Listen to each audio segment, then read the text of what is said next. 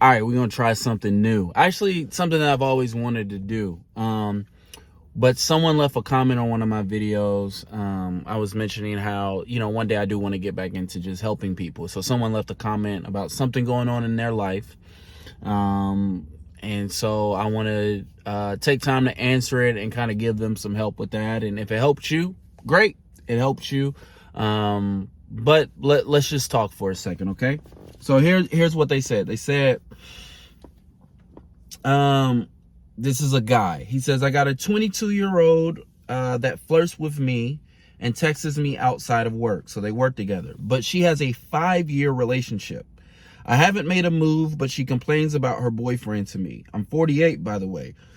Plus, she hasn't lived with her dad since she was like 16. I think she has daddy issues. I don't want to be the creepy old guy, but I do look younger than my age. I've been complimented about my looks. So it sounds like this guy right here, he's 48, she's 22. And it seems like he's basically wanting to know, hey, should I make a move? Like, I don't want to be the creepy old guy, okay? Now, as somebody who has struggled, like with the majority of the time that I've liked women, has struggled with this idea of, should I talk to this girl? Do I even need this? I do. Glad we found out, because it's like flashing. But okay, anyway, yeah, as a guy who has struggled with, does she like me? Does she want me? Should I talk to her? Should I make a move or anything like that? I can tell you this. Number one, you're overthinking it. You're overthinking it, okay?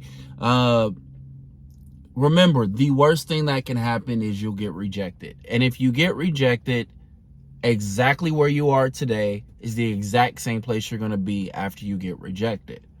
However, I think there are some things to consider here. Number one, I want to address the fact that you say you think she has daddy issues. I want all of us to be careful, because daddy issues have been used to be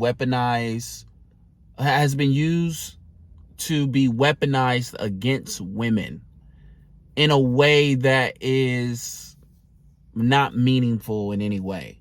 Because you got to think about, okay, number one, if she lived with her father up to the time that she was 16 and she's 22 now, unless he left in a very traumatic way, she probably doesn't have daddy issues. Like, daddy issues, mommy issues come from a insecure attachment style from your parent, right? Your parent traumatized you in some way. And so then daddy issues, mommy issues, there's a whole plethora of information. If you really want to understand daddy issues, I'm not the expert. I'm not the guy you should be talking to. But there's a lot of people who are way smarter than me who can help you to understand that. But if she's lived with her dad up until the time she was 16 and she's 22 now, she probably doesn't have daddy issues. But you need to ask yourself, why do you think she has daddy issues? And I would question, is it because there's such an age gap? Is it because, in a very real way, this girl, this woman could in fact be your daughter? If you're 48 and she's 22, I mean, she's definitely young enough to be your daughter. And if you're a handsome guy, if you get, if you've been complimented on your looks and say that you look younger, people tell me I look younger all the time. I mean, how old do you guys think I am? I'm 34. So I'm willing to bet most people didn't think I was 34. So I get told all the time that I look younger, and complimented by my looks, get told I'm handsome. But it sounds like in this situation, you're overthinking it. And if I were you, I think when it comes to, usually when you overthink whether or not you should go up and talk to a girl, or initiate a conversation, or spit game, or whatever you want to call it, with a woman, usually it's because you don't have any game plan outside of that. Usually it's just an ego thing, right? Like, probably what's going to happen if you were to go up to that girl and she continues to show interest, and let's say she breaks up with her boyfriend, leaves you for her, you're probably going to get bored, because it doesn't sound like you have like a real game plan. Because if you were thinking about a long-term relationship with this girl, then immediately you should stop and think like, wait a second, if she's bad-mouthing her boyfriend to me, what happens when I become her boyfriend?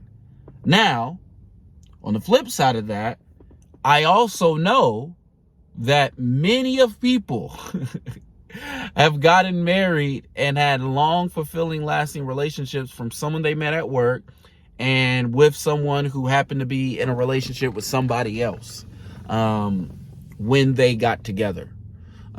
So, there's that old saying of like, how did they say it? Don't let,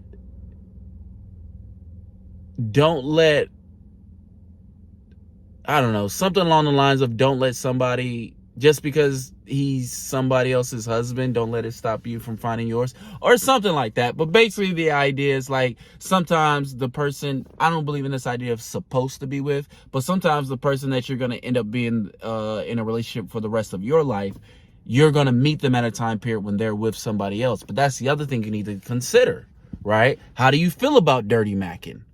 Right. So see, I'm a kind of guy where I think one of the things that we do with dating relationships or dating advice, dating culture, all that stuff, I think one of the things that we do that is really, really wrong is the people who give advice project how they believe relationships should work, right? They project it onto people.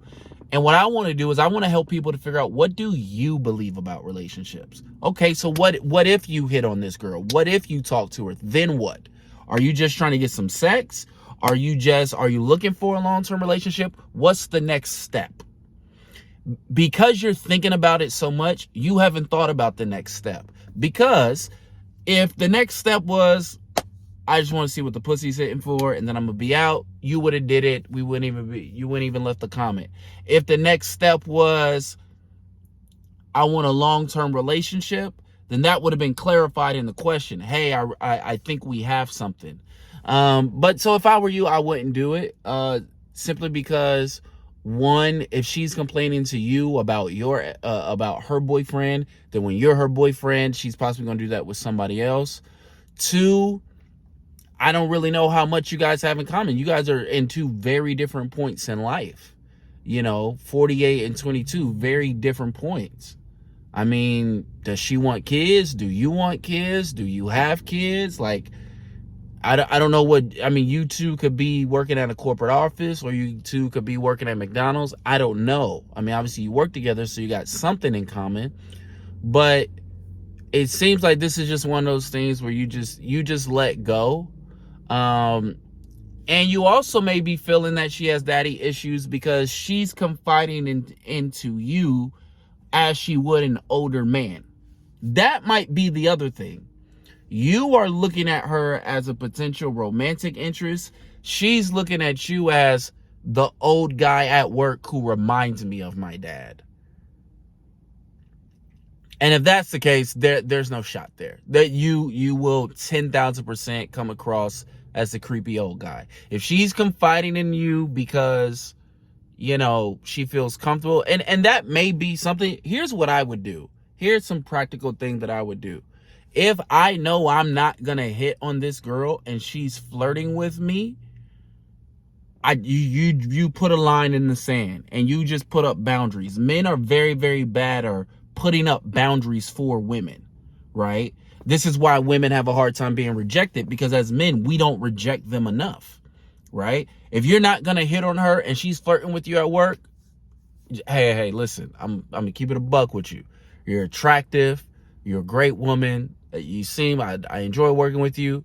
But when I'm here, this is professional, right? This is strictly professional. And when you said this or texted me this or da-da-da-da, it came across as flirtatious, right? Now beware, if you do that, she might like you more. So You know, you just never know with these things. So number one, I wouldn't. Number two, if I'm in your position, I'm putting boundaries up. Um, and then that's going to tell you a lot about her. Does she respect your boundaries? If she doesn't respect your boundaries, you don't have a long-term, there's no potential for a long-term partnership here if she doesn't respect your boundaries. And then lastly, if you do it, then you just need to accept the possibilities of, what could happen. So that'll wrap up my first time, well, not my first time giving advice, but in this way, in this medium. Hopefully it helped you, my guy. Hopefully anybody else who's watching this, you guys get something from it. Hey, if you guys did get something from this, please consider donating to my daughter's GoFundMe account. Last fall, we found out that my nonverbal autistic daughter was abused by her special education teacher, and over 600 times in 2 years. And we went to go file suit, to file a complaint in a federal district court. The judge threw the case out because we didn't have a lawyer, and so now we are in the Ninth Circuit Court of Appeals, appealing the judge's order to dismiss our case. If I win this appeal, what that's going to mean is that parents in Oregon, Washington, Alaska, California, basically all the states that the Ninth Circuit district courts cover, you guys will be able to represent your kids in court without a lawyer. Basically, it's going to open up the courts for all poor minors in the Ninth Circuit Court District. That's already happened in the Fifth Circuit Court, so grounds are being made. So if you guys, I'll leave a link down there to my daughter's GoFundMe. Please consider donating to that if this helps you. If you guys want more advice or more questions, leave them down there, and I'll continue to answer them. Again, I'm committed to, helping you guys in any way that I can. So, yep, I will see you guys next time. Peace.